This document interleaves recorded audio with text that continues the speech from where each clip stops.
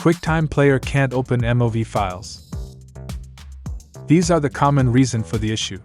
But no worries. In this video I will share 4 easy ways to fix the problem. Method 1. Convert incompatible MOV file to compatible QuickTime MOV.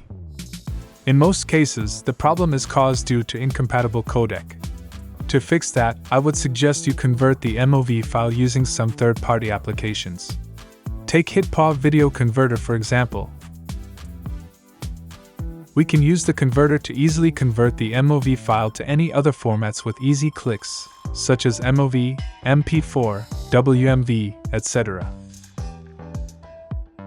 After conversion, the MOV file can be easily opened by QuickTime Player.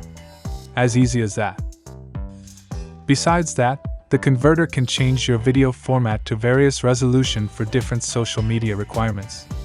Tools like Vocal Remover or AI Art Generator makes it a handy tool for video and image conversion. Method 2. Update QuickTime Player. Sometimes it might be that your QuickTime Player is outdated and it needs to be updated. In this case, you can try reinstall QuickTime and play the MOV file again. Method 3. Try other alternative players.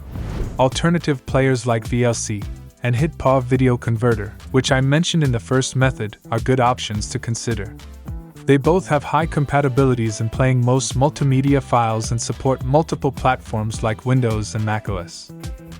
Method 4. Convert MOV file using VLC Media Player. If you have VLC Media Player on your desktop, you can use the convert feature to fix your MOV file. Open the MOV file here.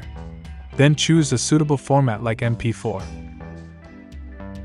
Next, choose Save as File. Choose the file path where you want to save the video.